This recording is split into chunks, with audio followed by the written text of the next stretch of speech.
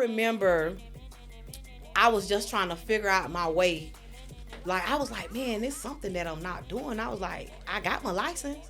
Ain't nothing popping off. What I did was I went and talked to the coach, and I was like, man, I should be doing something. I ain't making no money. And I remind you, this going on the third week. I ain't seen $5. So, you know how I am about money. Yeah. That bothers me. The coach told me, she was like, in real estate, she said your first year, you might not sell no houses. She say, I don't know a lot of people that don't, sell anything. I was like, what? I was like, I don't fuck up. Last year, I got that thing in the mail. Did you? So my husband said, here, you got this from there. I was like, oh Lord, what I done did. So I go to the courthouse, because that don't mean you made it all the way through. Yeah. Now, I go to the courthouse, and the whole line of people, we walking, but when we walk in the thing, it's a whole lot of people sitting there. I say, shit, they ain't gonna pick me. Lo and behold, bitch, I winded up being juror number 3. Yes, and it was a local case. I can talk about it now. Y'all can call whoever y'all want to call. It's just like TV. No. So we wound up going into the deliberating room. I was like, oh, this is really going on. I don't think I can do that. Man, but it's so different than watching TV.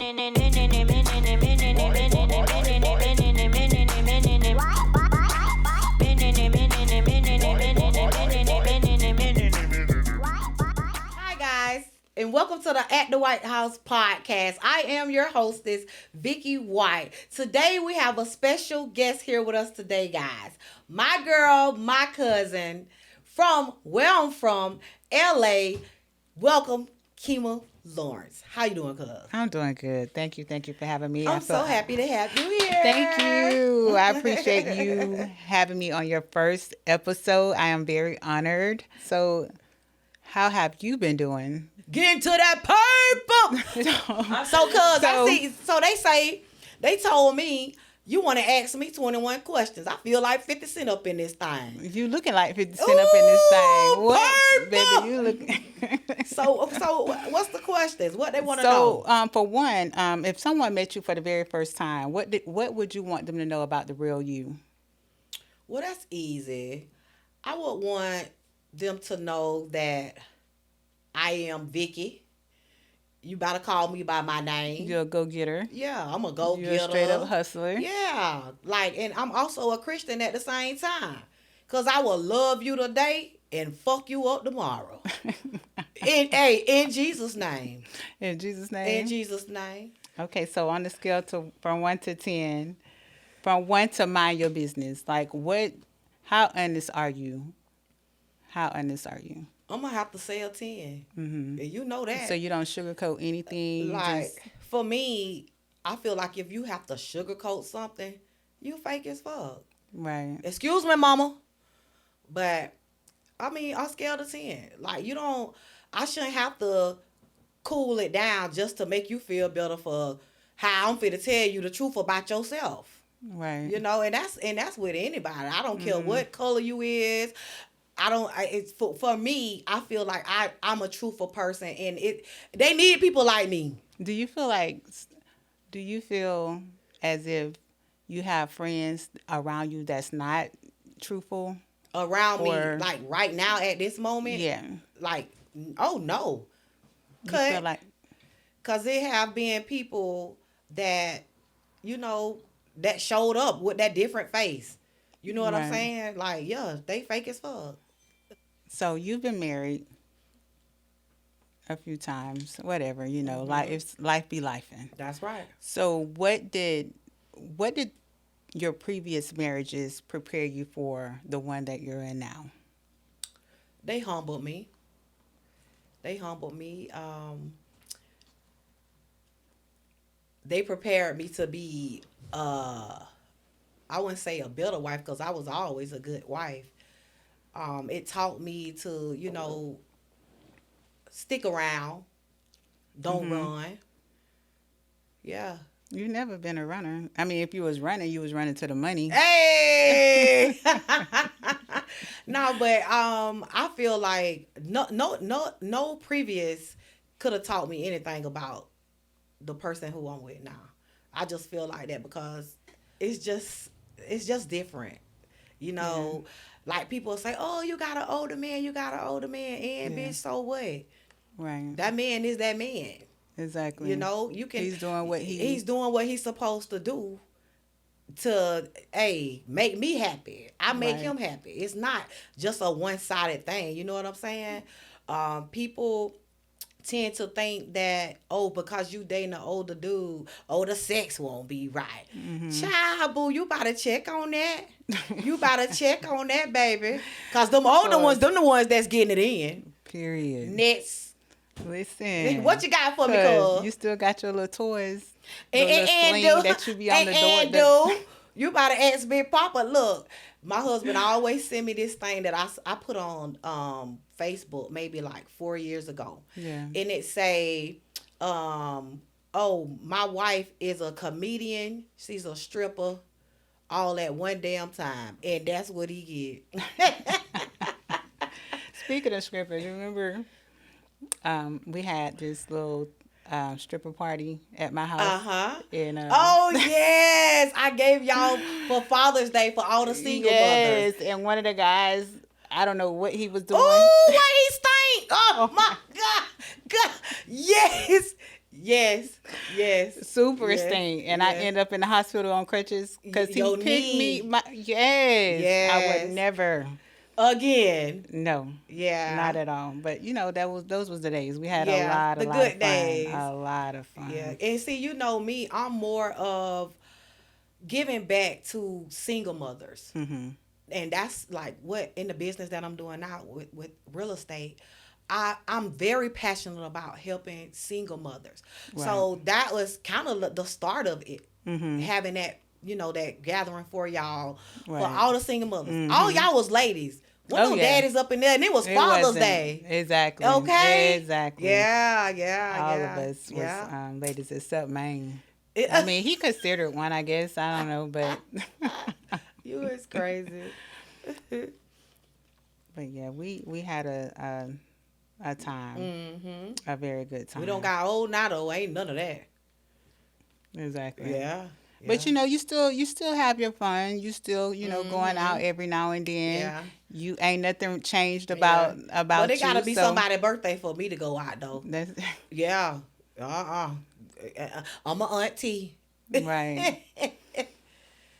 You experienced unimaginable loss, losing your sisters. Yeah. How are you dealing with that? Like what? That's a real good question. Like for me, I feel like I'm still dealing with it. Like that's something that I'm not gonna be able to just, it'll be gone overnight. Right.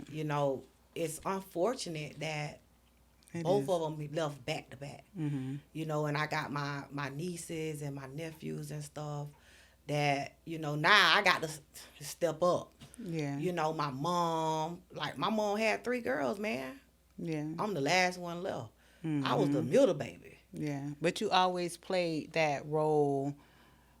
You were everybody, mama and daddy. That's true. So, did it change once your 2 siblings I feel passed, like or did it shift? No, it ain't shift because now it's like I gotta go harder. Yeah. If they can't come to me, who the hell they gonna go to? Right. Like my mama done been through a lot. She done been through a lot. My mom lost both of her siblings bite to bite. Mm-hmm. And then right after that, she lost both of her kids. Right. So all my energy, like, that's why y'all see me now. Most of my time is going with my mama or my nieces. Oh yeah. Like I As try it to be should. like fuck work. Mm-hmm. Cause normally I would have been like, man, I gotta go here, man, I gotta go do this. No, man, it's about my mama. Man, y'all just don't know when my mama call my phone sometime. It could be maybe 7 o'clock at night and I'm just finishing up on that computer and it scared me. I'd be like, oh my God. Yeah. Like, I'd be so scared. I'd be like, Mom, what's wrong? Yeah. That's just how we are. Mm-hmm. Like, I do want to say this. What get me is the social media, right? Yeah. Social media, now nothing against social media, but people tend to, they chase clout, Oh yeah, right? for sure. So I don't like, should I say this? Absolutely. Fuck that. I'm gonna say what I want to say. People that I know that wasn't even like that with my sister, and I'm speaking about my oldest sister. People still posting like crazy. And me and my mama and my other sister Shamika, we don't have this conversation. Like, people don't take in consideration on how that family is feeling, how we're coping. Right. Because every time you post, it actually starts us over. Right. You know what I'm saying? So, and I can remember, maybe it was the day before Thanksgiving, somebody that, one of them persons who I'm talking about, they text me with something of that nature to my phone. And you know me, and this why people think, they say what they say about me. I say, hey man, you need some help. I told her, hi guys, this is Vicky White, the realtor. Check out my new listing. It just hit the market at 858 Terra Nova Drive in Winter Haven, Florida. Check out the price, 4-bedroom, 2-bath, just a little under 1,700 square foot. Get at me, please. Now back to the podcast. Straight like that. I say, because you sent this to my phone and you don't even know what the fuck I'm going through. Exactly. Today, Thanksgiving, if you knew Audrey, our dad was murdered on Thanksgiving. So now you just don't fuck me all the way up, because I'm still coping with her death, my little sister death, on top of my dad. So imagine that. It's all this person sent me was, yeah, you might be right. This how you know people really don't beat they beef for self. Because what she should have said was, you know what, I'm so sorry. Right. But people really, I don't even want to go no more into that. So but you know what? What did losing your father teach you about strength? Shit, I had to be the daddy. My mama ain't never had my mama ain't never been married or anything like that. I'm just like that Tupac song. Hell. Right. Put that money in the mailbox. Period. Yeah. You get real personal though. It's all good though. I love it. I love it. Because I know, a lot of people in the back, all the whispers, they're all the stuff that I was hearing and me taking up for you, and, it was hard for me going to Audrey's funeral. Like, that was hard for me. Yeah. Because I felt like I was crying for you. I was crying for everyone, only because you wasn't there. Right. And I know why. Right. A lot of people in the back don't know why. Right. I And can give a fuck damn them. why. I would. Right. Exactly. I wouldn't know. I wouldn't care what they think, but I know, why you didn't go. But do you want to discuss on that? The only thing that I will talk about when it comes to that, my mom, and like I said, I spend a lot of time with my mom. My mama, we can be riding down the road and she'll just bust out and just bring up my sisters, and my mama she say, Vicky, I just wish you would have been there with me. Like, I feel like I let my mama down. But you.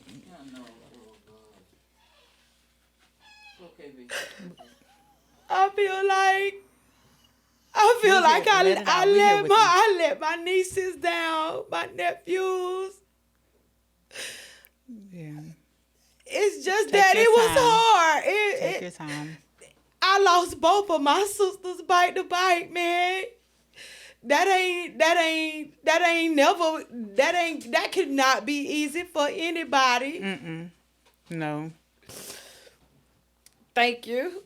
I just feel like people always have certain things to say. Oh, yeah. And it was just the way that it happened. Like, I couldn't control how my sister lost her life, near one of them. No. So it's just very hard still to talk about, man. My sister finna be gone almost a year. My baby sister 2 years. Yeah. It's just, I love both of my sisters wholeheartedly. Oh like, yeah, and for people, sure. And they know that. people, They know that. People, they put on this persona like, oh, bitch, where was y'all when me and my sister was taking my sister back and forth to the doctor? You can ask Dr. Boutsa Musa. Ask the clinics. Who was there? Y'all came out of nowhere and act like y'all control shit, man. And but you know what? I let them have that. Let them have that. And my heart goes out to my mom and my sister's kids, both of my sister kids. Right. It's just what it is, man. And they know I got they back. They know me and my mama, we gonna be there. What's I got them. Don't need to be explained. Thank you. You know, yes. Like I said, I know why you wasn't there, but you know all the whispers in the back. I just couldn't take it. Like, come on, man. Yeah. But I couldn't take it. They don't know back in 2000 when Wiggy was born. Come on. You had so many, you had a lot going on. Death. I died. So who's to say they how you canceled is me now? 1998. But they don't know that. Come on, man. So if it weren't for Audrey, I wouldn't be alive right now. Exactly. Yeah, you real personal. I just feel like for me, people always tend to want to have their 2 cents and don't never really want to know the true you. They be so stuck on the old you, they don't want to know the new you. Right. You know? And for me, and I think that's why me and my husband, we get along so good and so well, because my husband, he's like, man, bump what you did then. Yeah. It's about now. Exactly. You know? And he accept me for who I am. You know? And he does. And it's the growth part for me. Like, people be so excited when I was popping off. Yeah. Now I ain't popping off. It's like, who she thinks she is? Yeah, growed up. That's who I am. Exactly. Glowed up. Growed up and glowed up. Absolutely. In Jesus' name. And it shows on the outside. Thank you. Thank you. I appreciate that. You just look so, so good. Yeah. You do. Thank you. And it feel good though. And it just seems like you're just the most happiest right now than you ever been. It's because too, like, I know how to accept things instead of expecting things. Right. Once you go to expecting, it kind of changes things. It really does. Right. It does. Like, you can't expect for somebody, just because you loving somebody hard, and we talking about friends now, so-called friends, family members. Like, you can't expect for, just because you love a person a certain way, you can't expect them to love you back the same way. Like, everybody ain't built like you. Everybody don't really love. They love you for what you got. That's it. You got people that'll use you, walk you like a dog. But we're going to leave that. So do you feel like, since you've been elevating, your friends been in your life? What friends? Or what? They just scatter? If we talking about friends, it depends on what friend, because you already know I only got a handful. Yeah. Do you feel like they walking, supporting you? Oh, yeah. My real day ones, you damn right. They got my bite 1,000. But them other ones, they could kid Ross. And you know my story. You know what I'm talking about. Right. I don't have a family member just come in the back, try to take business off my plate. How I eat. How I feed my household. How did you cope with that? Like, what? In the name of Jesus. Like that. For me, I don't like not with my mouth. I go to God. I go to God and tell God, God, whatever you see fit for me. You understand what I'm saying? Yeah. Like, it hurt. It really hurt. But they'll sit up there and act like they ain't did nothing. But I ain't finna go track you down for that combo. Yeah. I'm not finna do that, man. I'm gonna keep it moving, because you know what? Every time, and I'm gonna say it, 2024, up to like right now, we current, right? Mm-hmm. I don't had a couple people do me wrong, and and you ain't see me say nothing. Mm-mm. But look how God blessed me, come back tenfold. That's how you elevate. It's not about you got to get at that person. Oh yeah. You ain't got to do that. Mm-hmm. Yeah.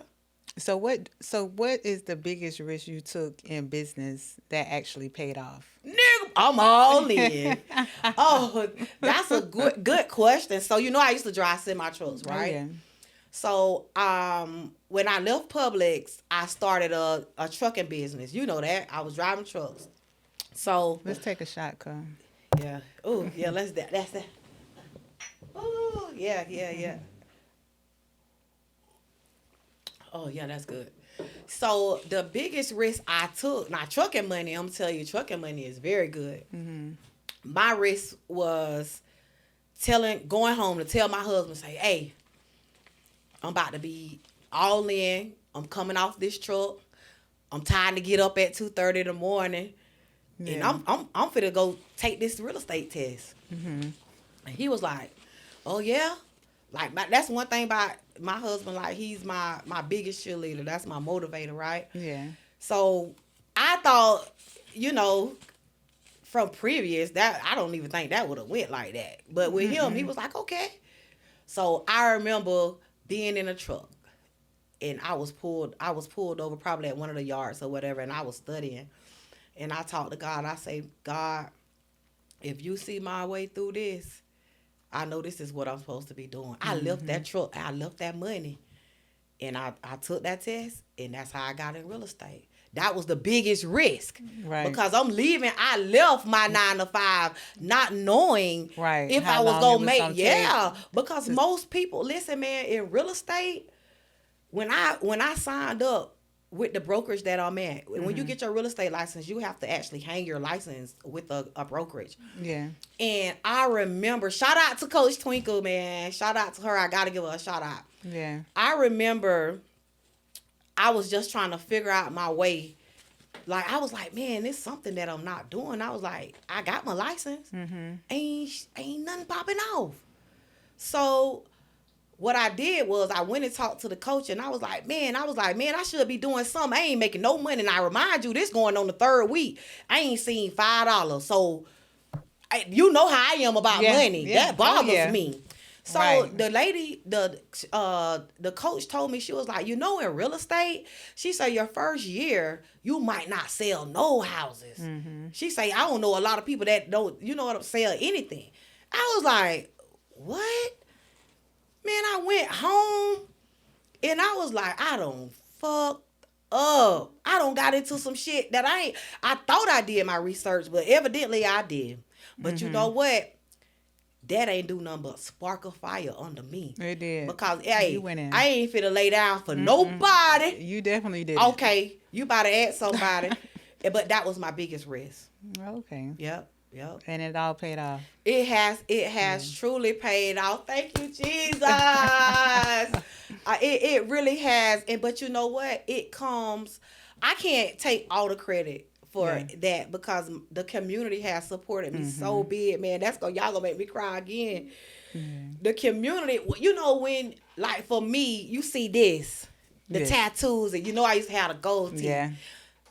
I was thinking, I swear to God, when I first got into real estate, I was like, man, before I even got my license, you see how I took my goals out. Mm-hmm. I was like, I used to cover up myself.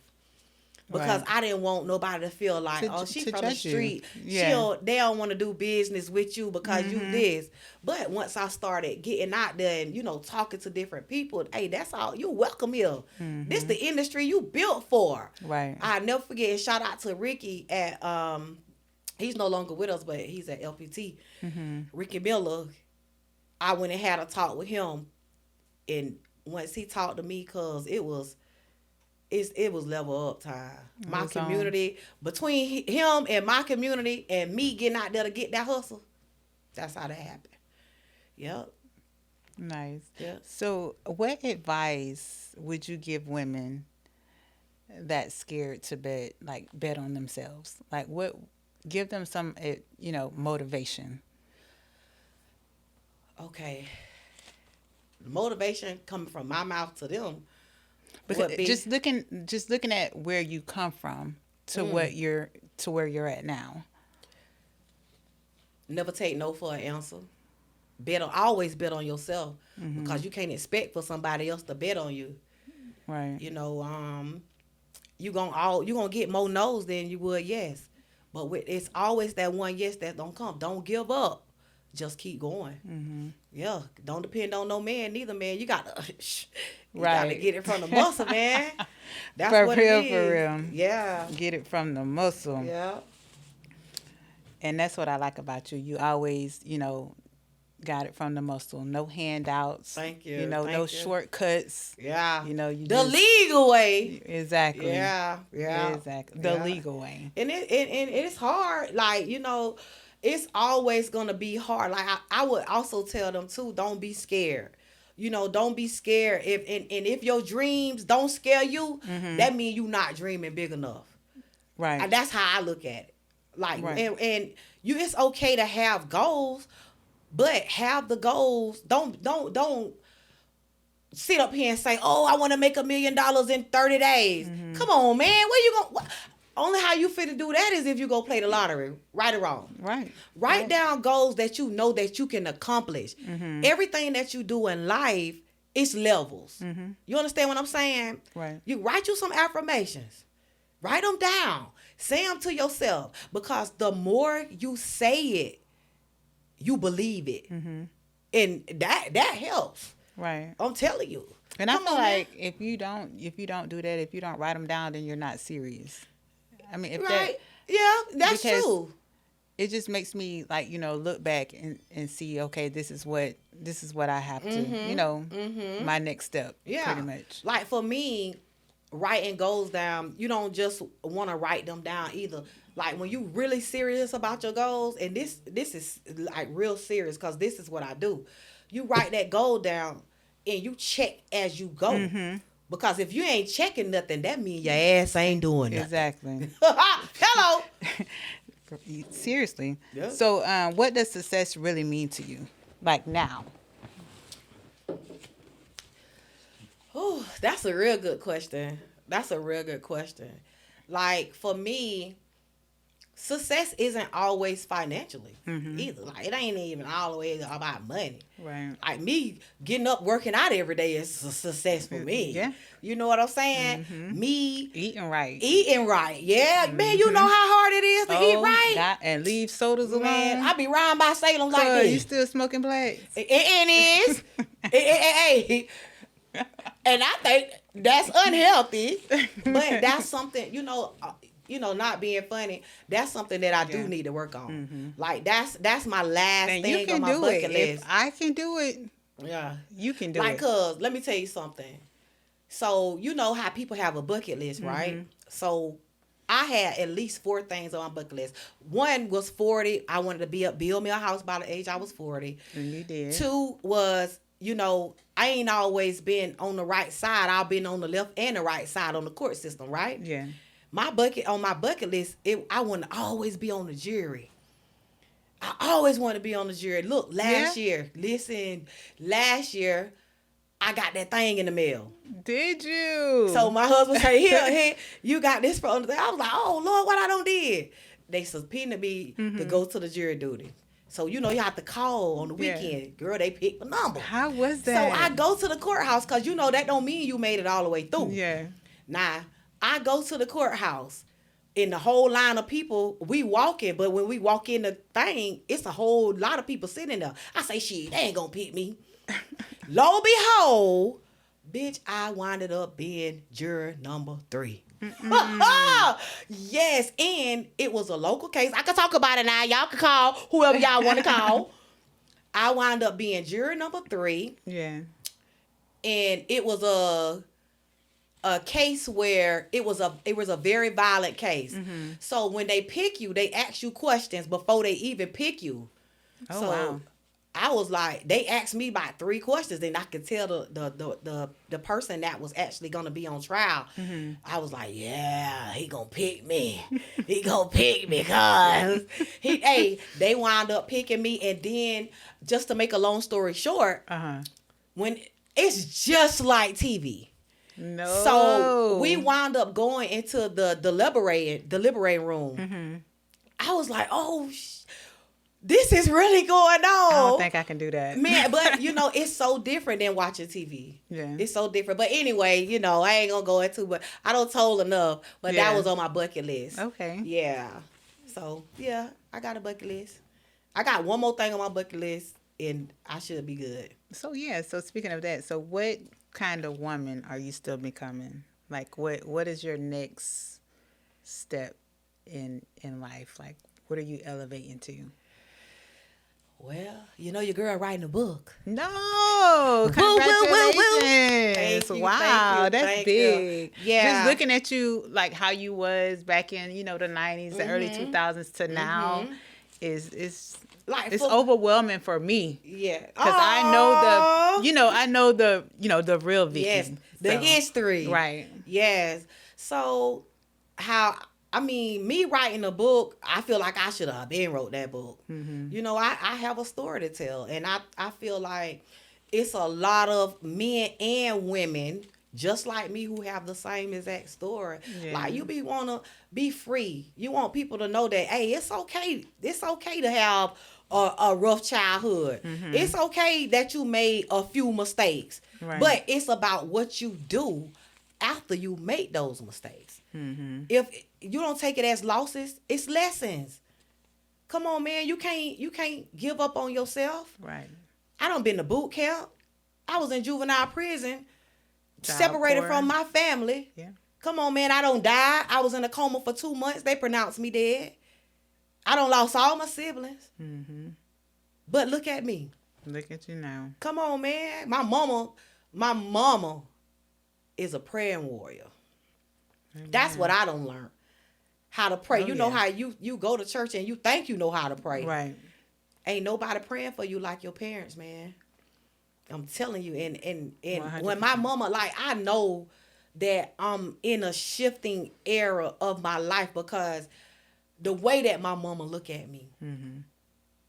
How you looking at me now? Yeah. Yeah. Like my mama, she's not a big talker. She's not. You understand what I'm saying?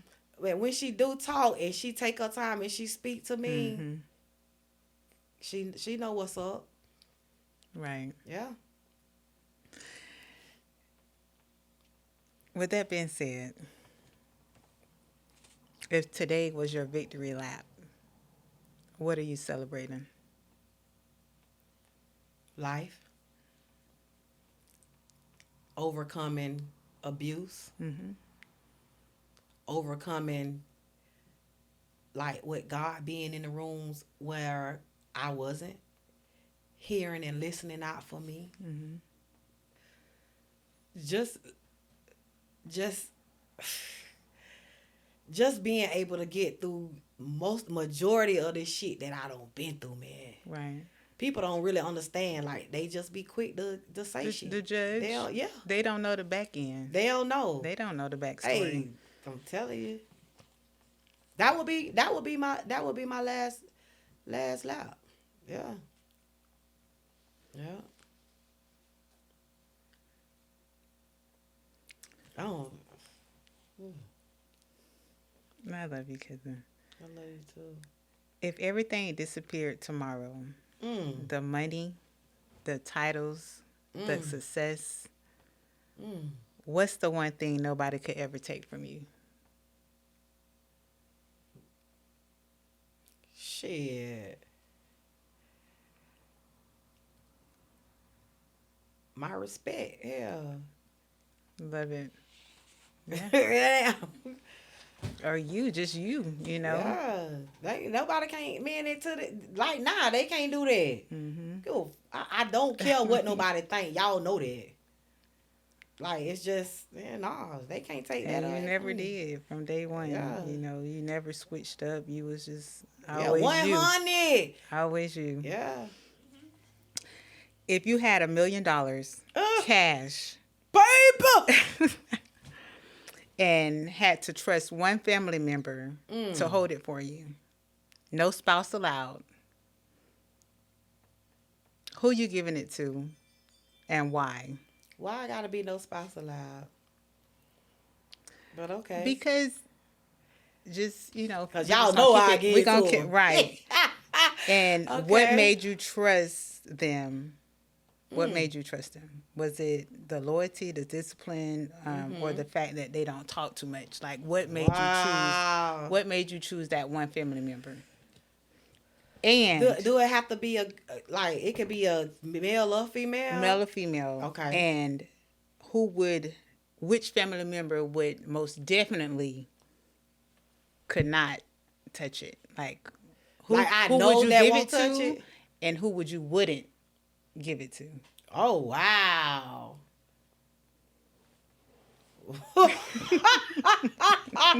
Hey, okay, so the person who I would give it to that I trust, like, in a lot of y'all for your life. Say for instance, just hypothetically speaking, like if you had to be locked up like Gucci Man, like, and you come back, you want your money. Shout out Gucci. Yeah, you want your money. It'll be right there, and it's gonna be there waiting on you plus some. Oh, so okay, I would have to say my cousin Stanley May. Okay, like. Y'all, a lot of people don't even know, like, that's my blood cousin. That's my real cousin. Like, I trust him, like, because he ain't cuz is cuz, man. He stand on business all day. Oh yeah, yes, like that's my big cousin. He done helped me out. Right, right. You know what I'm saying? Like I know shit. I give cuz $100 million. Yeah, and I know if I come back to it 10 years later, I know it's gonna be right there. Right. Now the cousin who I won't give it to. Don't say me.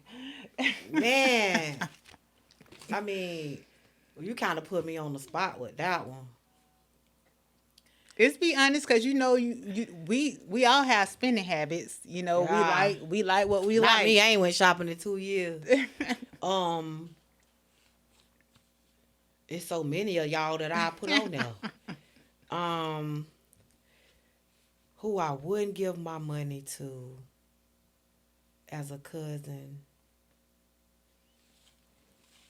And I don't mean to hurt nobody's feelings. No, it's all, shits and giggles. Because I'm going to tell you right now, I'm going to dab into it. I need at least 20,000. Who I would give it to. It's got to be a cousin. It's just a family member. Oh, a family member. Oh, okay. I'm going to sure get me about 20 and put it back.